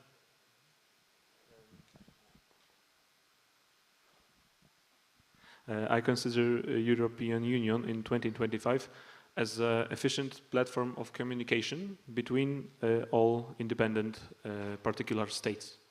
And I think it will be the best scenario if European Union will serve every country participating, not in the opposite way. It should be, European Union should be a tool that will let us live together happy. For example, it will regard the economy, of course, in the first way, but also very important thing, security. I am hoping that these institutions will help us to exchange information regarding security, as it is right now. But we should still improve this and make it more efficient. Instead of, we should simplify it. It should be much more simple to exchange information about potential threats in each country. So I consider the European Union as a platform of communication, as a tool to work together in terms of security, economy, but also education. But as one of the professors said earlier, not to centralize it, but just for communicate. Thank you very much. Okay, so we have education, security, freedom of movement, and I believe freedom of knowledge and learning, platform of communication then. And how about you, Ms. Garay? What's your approach on that? Well, I think those two things are very crucial. I really like the word that you said, that we were born in a free world. I think this is one of the most important added value that the European Union can have. So I definitely believe that the things that are good at the moment, we should try to preserve them and not to erode them. Yeah, the other thing in connection with security and foreign policy, defense and security policy, well, it is no wonder why I firmly believe that it is no wonder why countries could not make a proper cooperation since the foundation of the European community. There were many tries to form such common ground, but they all failed. And I think that this is because of the different threat perceptions of the different member states. And as long as they have different priorities, I mean, on their national level, and they cannot agree on, you know, common grounds and common priorities that they can agree on, and it is important for all of them, well, it will be very hard. And I'm not really sure that it will happen in the near future, that they come on the same ground. Yeah, and this is something also that resides in the diversity of those member states, because like, for example, post-socialist countries, like regime stability, let's say, that it's still very you know, important thing. And also I can say from my experience as a Hungarian that when I was talking to different kind of people in Hungary about why they don't support the European Union membership and further integration, well, although people tend to say that, well, you know, when we used to live in communist time, we had kind of like the same feeling that someone from the outside tries to tell us, you know, what to do, how to do stuff, and things like that. So there is also this cognitive process taking part in people, which prevents those who were not born in the free world, as like we did, have different ideas on cooperation. So again, it is a generational gap which sooner or later will not be there anymore. Yeah, and yeah, basically that's it. I would like to keep this inclusive, audience-inclusive manner going. Yes, we have a comment on the topic of purpose of having the European Union in 2025. Hello, everyone. Thank you for nice speeches and questions and discussions. I am very motivated to see so many people inspired by the EU. I'm Lucine from Armenia, and I want to mention about one project that EU does. It's EU Neighbors East project, 1 year long, called Young European Ambassadors. So I'm a young European ambassador from Armenia, and now if you are 18 and under 26, but there are also exceptions possible, you can also apply till the September 15th, the deadline is 15th, and become a young European ambassador and and be the first person, one of the first people to know about the opportunities for EU and Eastern neighboring countries, Eastern Partnership countries. And if you have questions, you can ask me and I will answer everything concerning all this voluntary... That was not an actual comment, that was an announcement. But thank you very much yeah, for that. it was kind of an announcement, but it took me by surprise. It is one important step that EU does for its survival for 2025. Okay, thank you. Wow, So maybe lady in this third row. Yeah, thank you. Good evening. And I want to concern one really important for me issue is youth entrepreneurship. And I really hope that now, I see that now Europe starting to do its first steps, really huge steps in developing, like starting providing incubators, accelerators for youth startups, for youth projects. But it's incredibly high taxes, really, to start your own company, your own business. That's why really great minds come abroad to the USA, whatever. And I hope that till this time, till 2025, we will have that kind of policy that will help youth to stay here, to stay in Europe, provide their really great ideas with venture capitals. We have lots of good venture capitals. So just to stay here in our local community and to develop our skills, but not take away our really great brains. Thank you. Thank you so much. So we've got some opinions on the survival of EU. We've got a purpose. And let's get to the Visegrad group, because we've got here people from all 4 member countries. How do you think your country will fit in, or the Visegrad group in general, as a whole, might fit as into that new European Union in 2025? Should it be a platform of cooperation within the European Union, for example? Or will it cease to work and it will be overtaken by the European Union until 2025, which will become the communication platform, as Mr. Bednarz has said, and I would like Ms. Garay to begin with this one. So we're talking about the Visegrad 4 platform as it is, right? Okay. Well, I firmly believe that, like at the moment, the Visegrad 4 serves as a sub-regional platform precisely for communicating and harmonizing the national interest of those countries. So the initial reason why it was formed was to get into the European Union. Successfully they managed it, and after there was a period when the cooperation was lagging a bit and it was very up and down.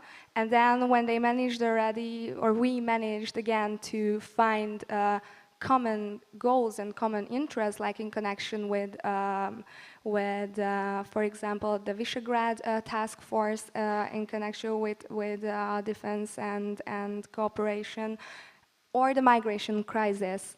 Well, so I firmly believe that the Visegrad 4 cooperation is rather about, it has a function of being, you know, a certain Central European lobby group within the European Union, in that sense, like, for example, the Baltic countries also harmonize a couple of their policy preferences within certain EU policy areas, or for example, like the Benelux countries does it, or the great German-French tandem does it. So, well, the new thing in it is that, for example, the Visegrad countries have not so many experience in that like the other ones. We are new members, and it was not a common sense to regard the V4 as a common platform. However, on the other hand, I think that the Visegrad 4 in itself, it's not really enough, you know, to exercise enough influence within the European Union, because in terms of the European Parliament, people vote according to their, you know, fraction preferences, and V4 presence is not really, you know, understandable in that platform.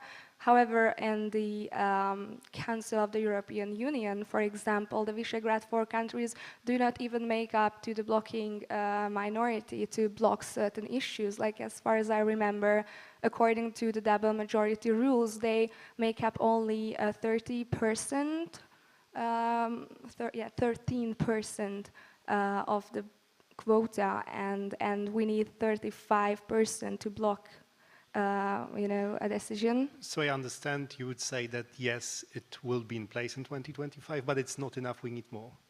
Well, no, I'm suggesting that if the V4 wants to have more influence and want to efficiently, have a saying in it, in European issues, they need to find other partners as well. Like, for example, V4 plus cooperation structure should be, I don't know, for example, open for V4 plus the Nordic 5, V plus the Baltic countries, V4 plus the Benelux countries, or things like that. So I believe that there won't be actually further integration in the structure, in structural terms, like no institutions will be deeper integrated.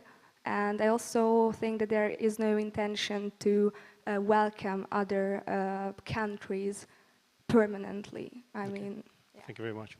Ms. Vansarova, please. In my opinion, Visegrad Group will be still in European Union, and some states don't like this group because of their opinion. And Visegrad Group is very strong if we stay together. And I think it's important to cooperate between these four states.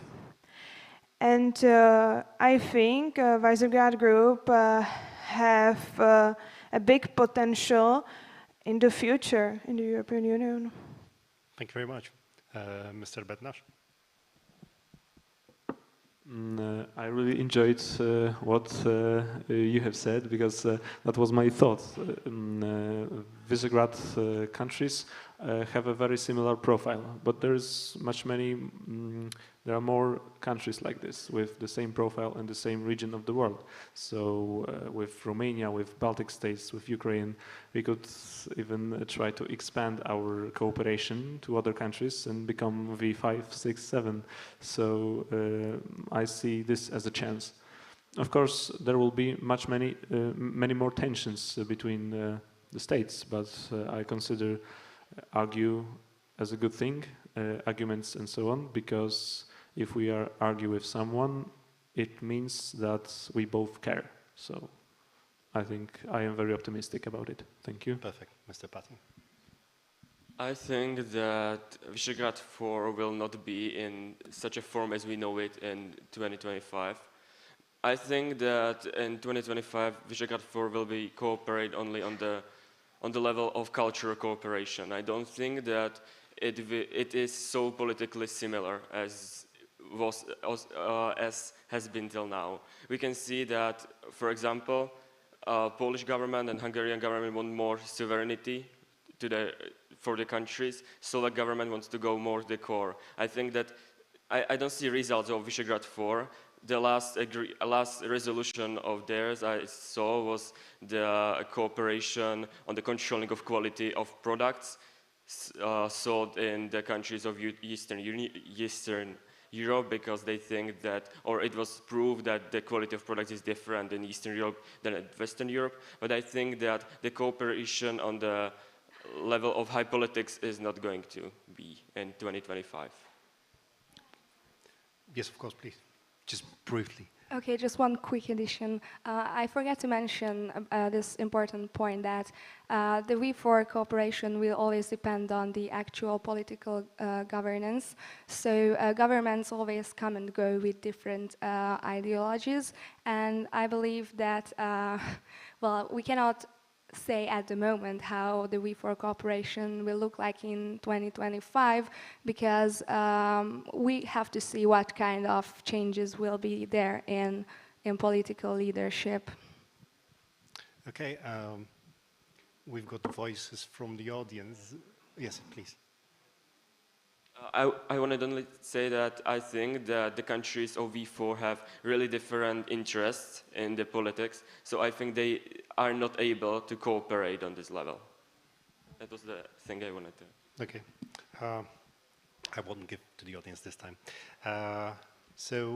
The other question concerns the idea behind the European unity. So what, in your opinion, should be the idea which would inspire and unite young people around the European continent, so that until 2025 they will want to work together and they will have a common goal. Because I believe it was pointed out in one of the papers of the Schuman Foundation that economy is no longer the fuel for uniting Europe. And it's even said it's a dividing force, dividing countries within the European Union. You're young people. We expect you to be visionaries. So give us your vision. What would be the idea that could unite Europe until 2025 and further? Mr. Patti, please. As I already mentioned, I think that the freedom will inspire young people to support European Union in 2025. I think it is really important too to think about people who are coming to Europe and be respectful, because I think that if we want to live in one society and we want to share our knowledge, our experience, we have to be respectful to each other. And I think that it is a big challenge for the Europe to the future that we are able to respect each other and to live in one society as a peaceful community.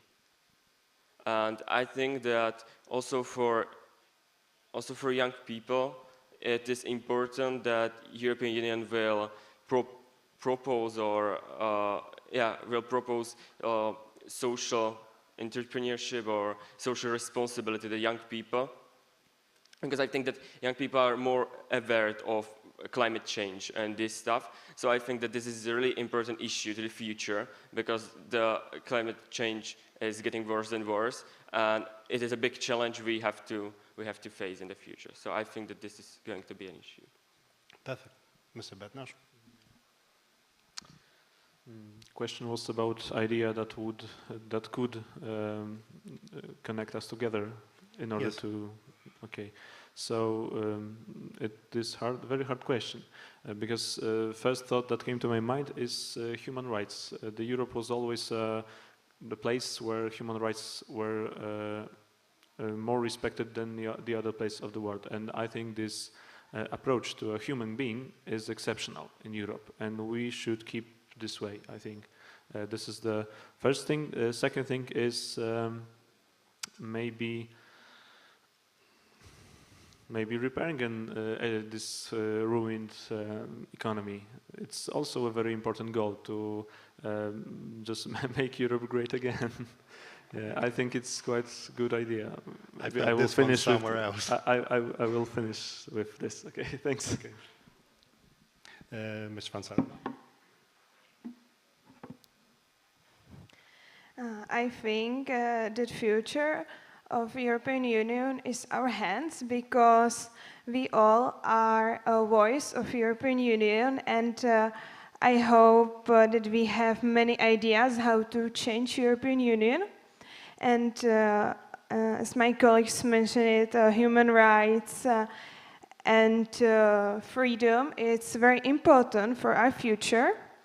And we are the future, and we can be maybe our leaders. And I think we make our ideas to reality, and because it's very important for our future. And I think it's all because my colleague said important things. Okay. Ms. Garay? Well, it's a very tricky question. If we would have a definite answer for that, we probably will be having this discussion in the European Commission with someone. Well, I really like the idea what the others were presenting, so I also believe that the four freedoms are something that could unite people more. But also, I think that for our generation and people in our age who are closer to our age, they have a bit different mindset. So I would say that if people can find mutual causes that they care about, may it be like fight against climate change, fight against terrorism, reducing roaming fees or something like that. If there is a goal and there is a cause to which people can, join, then probably a more integrated approach can be taken. And I know it's really, it sounds like a cliche to say this stuff, but well, probably it can help somehow. Perfect. I would like to ask 2 insights from the audience. What, in your opinion, should be the idea which would drive Europe until 2025 and further? Gentlemen in the first row.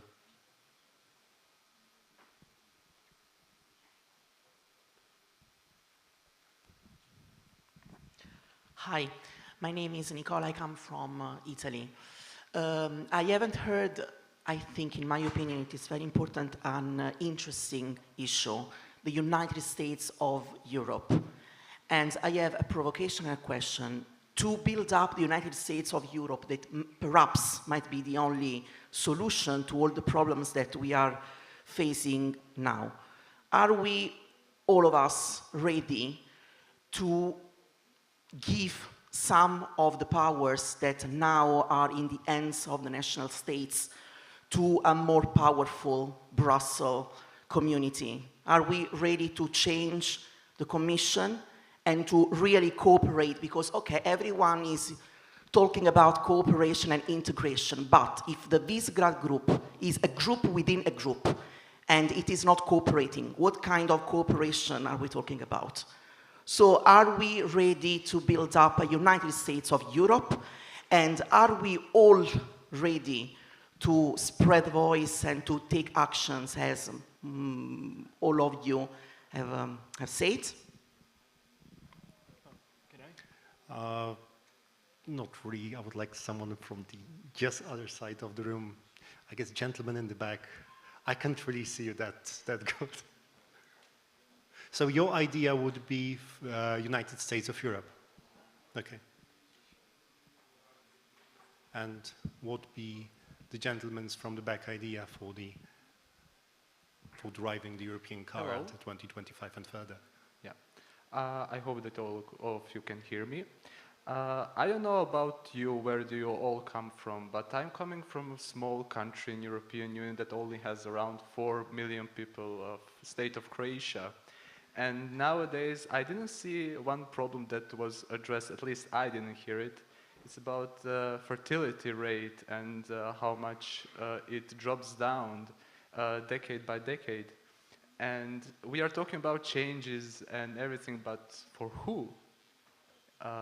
We will be 35 and 40, I don't know, some of you.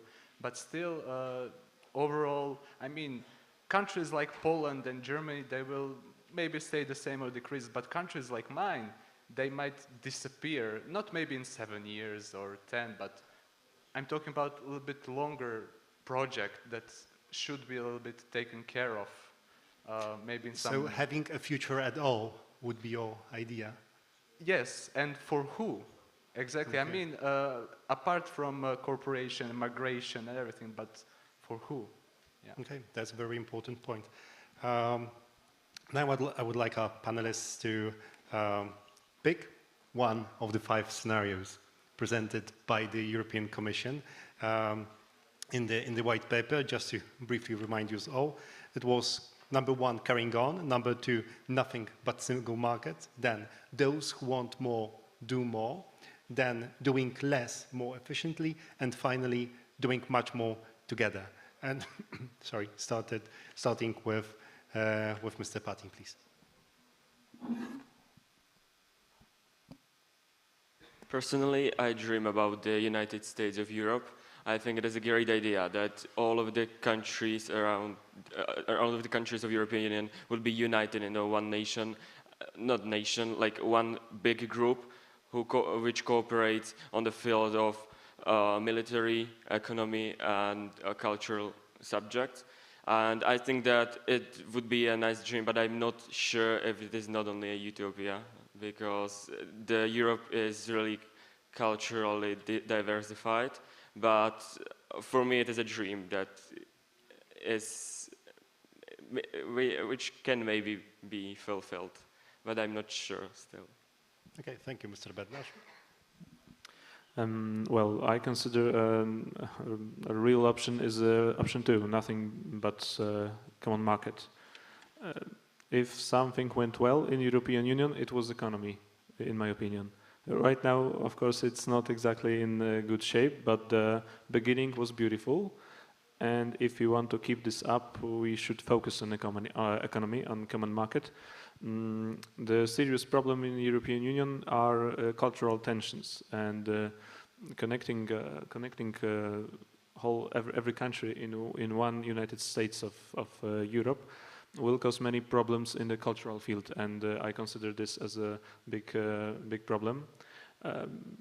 For example, Polish democracy is exactly my age, and this is a very young democracy, and Poland is very ethnical, homogenic country. There are a really small amount of minorities, and the change of this will take much more than 10 years. It will be, if it could happen, it will have to take at least a century, in my opinion. So the scenario when all countries are becoming one United States, one entity, is highly hard to imagine for me.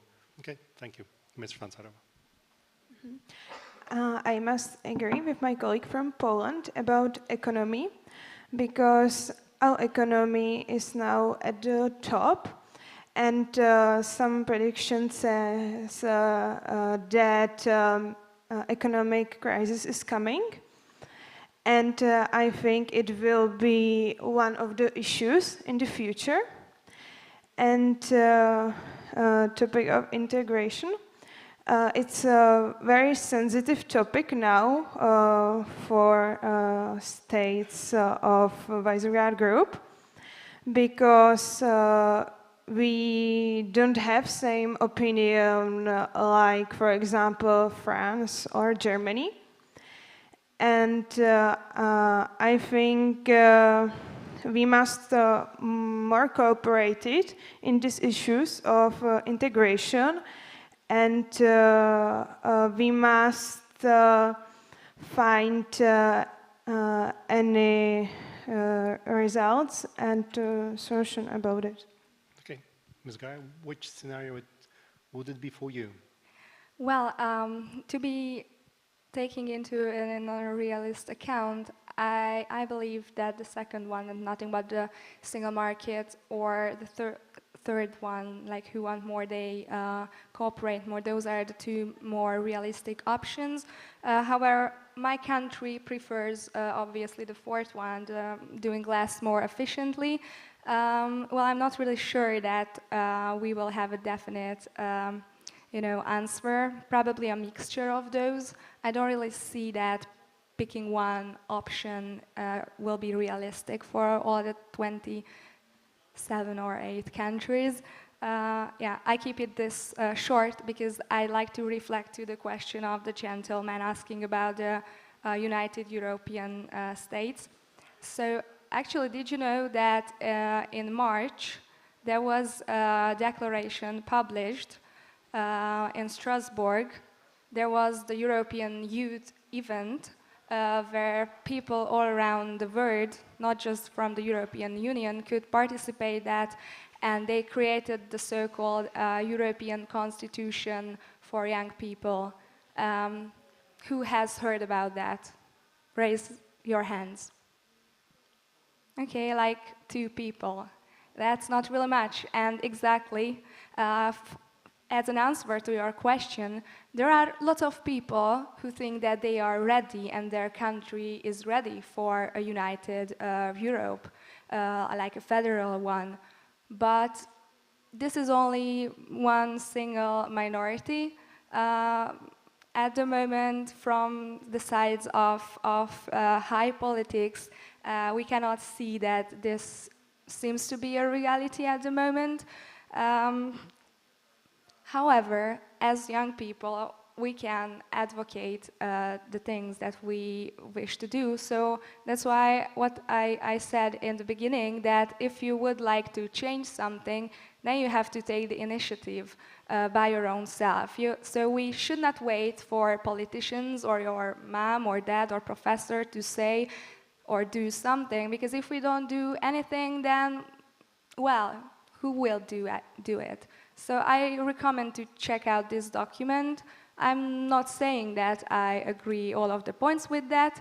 I was there, sometimes I voted against it, but it has a clear federal approach towards the future of the European Union, and it was created by young people, young leaders, as we like to call ourselves. Okay, thank you very much for that. Ladies and gentlemen, I believe we've been offered a lot food for thought during this debate.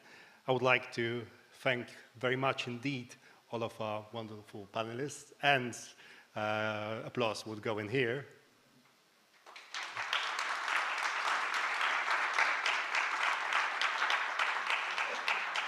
Obviously, many thanks go also to our wonderful audience, and applause goes in here as well. And speaking about food, I believe now it's time to move to an evening banquet. So good night and good luck, I hope, for the European project. Thank you very much. Okay, thank you. As always, I have my announcements, so don't be bored because those things are important. First of all, to start with something positive, tomorrow we have meetings with practitioners of science and business. And the bad news is that they are starting at 8:30. So the breakfast is at 7, and the first buses are at 7, and the second are at 7:30. You have to check that in our application, okay? I will read very quickly the names of each meeting and the places in which they will be, because tomorrow I will not be able to give you that information, okay? And also there is, I really encourage you to sign for meetings with those practitioners, sign for morning coffee, as it is called in our agenda. And please tell your friend to do the same, because those people are very amazing. Some of them are our partners, and they know what to do, and they are really good at it. Okay, so now the meetings. As always, there will be 3 of them outside the building. And in Bohema, we will have how not to get lost in the music business. And also the other one, incubator starter. And in Cafe Kafka, Długosza Street 4, entrepreneurship and science, it's in service for the HIAI sector. Okay, the rest are in Sokół, and these are Novartis AG, Hall of Zofia Rysiówna, here. The second one, Connected Cars Technology, Push or Customer Wish, Hall of Sichrawa, there.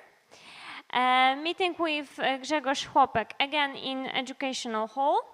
Modern Business Management, Poland Economy Banking, Hall of B. Barbacki. If you wish to drink a coffee and your meeting is here in Sokół, during the meeting, please go first to the Kominkowa Hall where we have our catering, and take the coffee and go to the meeting with your practitioner, okay? Another announcement is that for the car owners, if you have a car and you are parking at the parking lot next to the Sokół, please don't do that, because this parking is for people who are working in this building, and we cannot park there. I'm really sorry that we cannot offer you any parking lots. maybe in few years I will be able to manage that better. Also, please take care about the place in which we are. Take care about the circle. It's a very great place. Think about your belongings, throw rubbish to the rubbish bins, and do not leave empty cups and the windowsills. The next one, okay. So don't forget to leave your headphone sets.